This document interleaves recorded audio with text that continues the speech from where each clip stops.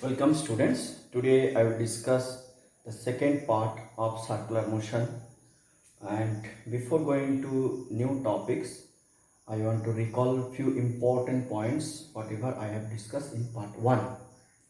So first topic I have discussed there, that what is displacement, angular displacement, because every motion depends on displacement. If displacement is there means motion is there. So what is angular displacement? Let a particle is revolving or rotating along a circular path and the particle is situated at any point here, and this is the radius vector. When the particle is shifted here, this will be the radius vector. This angle is known as angular displacement. This is S, this is R. So what is angular displacement? The angle made by radius vector, and it is given as theta equal to S by R. Means always you have to measure in radian unit. Always you have to measure in radian unit. Now if theta we have, then we can find out omega. Omega means theta by t, means angular velocity, and this can be resolved into two parts. Omega equal to 2 pi by t and omega equal to 2 pi n. 2 pi n. 2 pi n, where n is the frequency. Frequency means number of oscillations made, number of circulation made in 1 second, and t is the time period, means the total time required to complete one circular motion. Okay, so that is omega. Omega means angular velocity. This is angular displacement, this is angular velocity. Now what is angular acceleration? Angular acceleration means alpha omega 2 minus omega 1 by t radian per second square. This is angular acceleration. Now if we introduce radius vector with the circular term, it will convert to the linear. Means this theta is the angular. So if you introduce r, then it turns to s. Okay, omega is angular velocity. If you introduce here r, it will transfer to the v. V means velocity. So alpha is the angular acceleration. If you introduce r, it will transfer to the acceleration, linear acceleration. So whenever we are introducing radius with the angular term, it will convert to the linear. Now I discussed what are the kinematical equations. Kinematical equations are theta equal to omega t, omega 2 equal to omega 1 plus alpha t, theta equal to omega 1 t plus half alpha t square, omega 2 square equal to omega 1 square plus 2 alpha theta, and theta th equal to omega 1 plus half alpha 2t minus 1. So all these equations are kinematical equations, and these are just like s equal to vt, v equal to u plus at, s equal to ut plus half of at square, v square equal to u square plus 2, like that. Whatever we have learned in the first chapter, motion in one dimension. So only you have to divide that equation by r, you will get these relations. Now I have discussed one more thing, that when a particle is performing circular motion, then the direction of linear velocity remains always tangential. Means when the particle is here, the velocity direction is this. When the particle is here, the velocity direction is this. When the particle is here, the direction is this. So you find that the direction of linear velocity always changes, and due to change of direction, velocity will change, because velocity is a vector quantity. If we change the direction or magnitude anyone, it will change.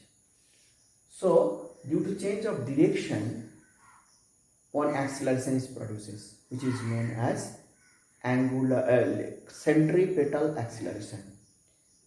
Due to change of direction of linear velocity, an acceleration is produces, which is known as centripetal acceleration. And centripetal acceleration AC equal to the product of v and v, velocity and linear velocity and angular velocity. Now we can convert this AC equal to V square by R or AC equal to omega square. Okay.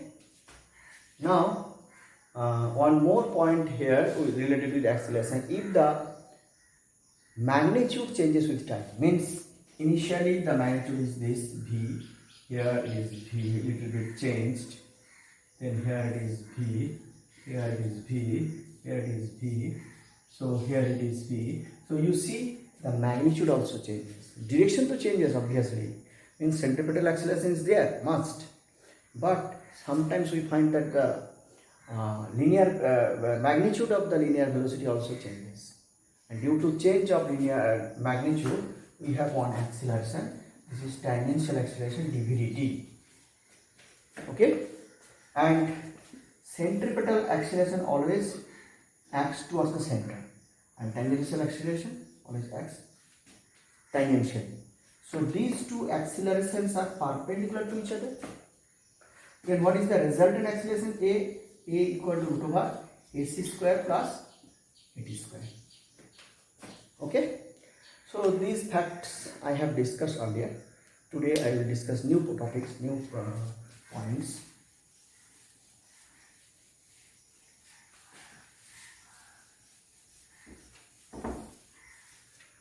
Now, as we know that acceleration is produced due to the applied force, means according to Newton's second law of motion, if we want to produce acceleration, then we have to apply force.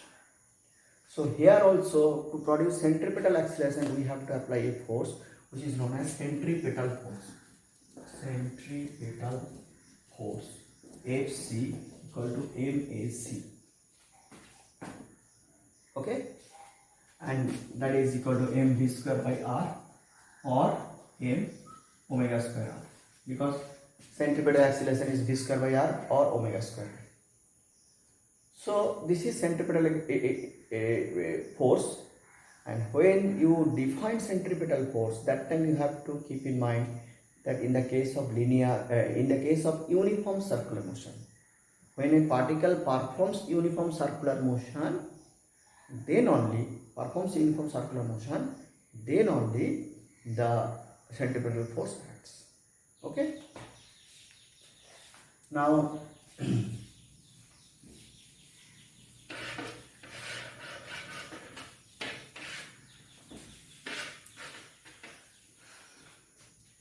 centrifugal force.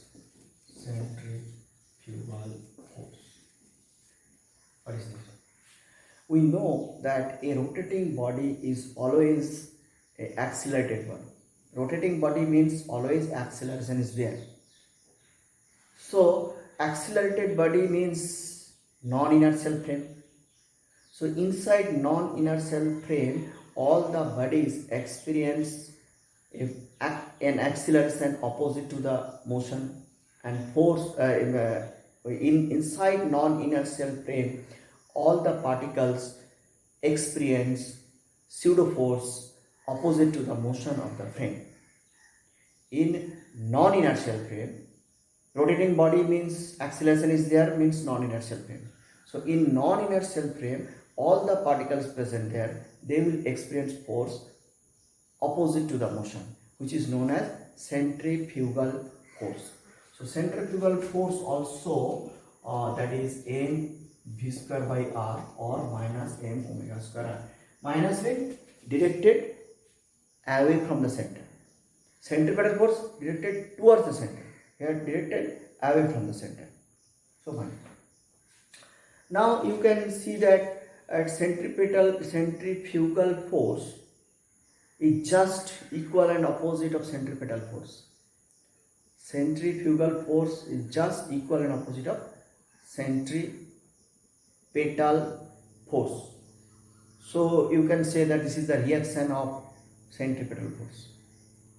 But it is not that. Practically, it is a pseudo force. You cannot say that this is the reaction of centripetal force. It is a pseudo force which is generated due to acceleration of the frame. Okay, and it will be experienced by the observer when it is related with the frame. Okay, Now few examples related with centripetal and centrifugal force.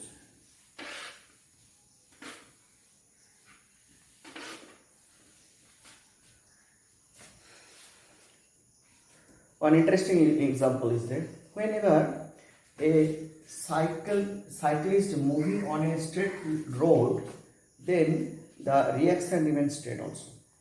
Okay, the reaction remains straight also. But when it is taking turn, means if turning is there, this is a part of circle, so you can say that this is a circular motion. Okay, this is circular motion. So in this situation, in this path, the cyclist will bend little bit. So whenever it is going on straight line, it remains vertical. But when it taking turn, then it will bend. And why it will bend? To generate the centripetal force, because without centripetal force it cannot move. So this is the normal reaction coming from the ground, and when it is on the horizontal road, when it is horizontal road, this is the reaction. But when it is curved road, the reaction will turn this direction by making certain angle theta. Now you can resolve this reaction. This is r cos theta, this is r sin theta. So from the dynamic equilibrium we can write here r cos theta equal to mg and r sin theta equal to mv square by r. So this will produce the centripetal force and this will balance the weight. Then r sin theta by r cos theta equal to mv square by r by mg, then tan theta equal to v square by r. Again you can prove that r sin theta equal to f limit during just sliding down, when the cyclist tends to slide down, that time, and f r sin theta equal to f limit and r cos theta equal to mg. So tan theta equal to f limit by mg, this is mu. So you can say that tan theta, this angle theta is the angle of inclination, equal to mu. Theta is the angle of inclination with mu. So generally we know that mu less than 1, so theta less than 45 degree.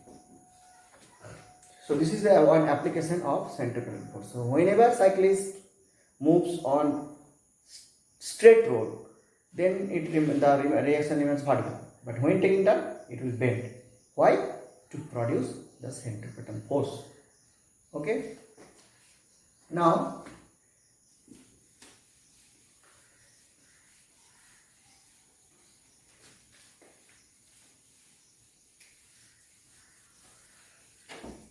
in the case of car, if a car want to take turn on car road, then obviously centripetal force is required, because without centripetal force, this is a part of circle, so this circular motion cannot be performed. So from where the car will generate? The car generates, because it is not possible to make it inclined. It is not a cycle or a motorcycle, so car cannot be inclined like that. Then what to do? Then the car should depend on the friction. So by depending on the friction, it will take turn. From friction, it will create the centripetal force. But there is a particular limit of friction, static friction. So the speed should be maintained in within a particular limit. That we have to find out. So during taking turn on curved road, centripetal force is required, and which is coming from the friction. And friction, there is a particular limit, so the velocity must be within a limit, otherwise the car will overturn or skid. Now if we want to find out the speed of overturn, what is the maximum speed of overturn, how we can calculate? In this path the car is moving. I am observing the front wheels of the car. Just I am observing that car is coming like this, and I am observing. So what are the forces acting here? This force is the reaction, here also reaction. From here weight is acting. This is a friction force, this is another friction force. Now height, this is CG, center of gravity, and height of this center of gravity is h. Here it is x, here it is x. So I am calculating two front wheels. Similar forces and similar torque, all these moment, all these we will find on the rear wheel also. So front wheel we are explaining here. Now from equilibrium we can find that R1 plus R2 equal to mg, because they are balancing the weight. And friction is here and reaction is there. Reaction means friction will generate, and the friction will provide the centripetal force. So we can write here F1 plus F2 equal to mv square by r. Now I am taking moment about CG. Taking moment about CG. Taking moment about CG. Then what is happening here? R1x minus R2x. R1x minus R2x. Because this is opposite. Plus F1 plus F2 into h equal to 0. Because these two forces are linear forces. So we can add them, and this is the perpendicular distance. Now R1x minus mg minus R1. Mg minus R1 into x plus mv square by r into h equal to 0. Then here it is coming 2r1x equal to mgx minus mv square h by r, or r1 equal to half of mg minus mv square h by xr. So this is the reaction on the front wheels. Now when the car tends to overturn, means this is the car is going, and when this tends to overturn, that means the reaction becomes 0. So during overturning means one wheel should go up from the ground. Then during overturning R1 equal to 0, then we can get here mg equal to mv square h by xr, or v equal to root over xrg by h. So this is the maximum speed to take the turn. If the speed exceeds this value, it will overturn. So car will overturn if the value of velocity exceeds from this value. So what I have done here, these are the reactions which balances the weight, and these are the frictions which provides the required centripetal force. Okay. Now, what is the speed limit to prevent skidding? Already we have F1 plus F2 equal to mv square by r. That is mu r1 plus mu r2 equal to mv square by r. Mu taking out, r1 plus r2 equal to mv square by r. And here it is mu mg equal to mv square by r. Then v equal to root over mu rg. So this is the limit of velocity. Okay. Now these are the basic applications. Next day I will discuss few more points in part 3. So please practice and try to solve numericals. Thank you.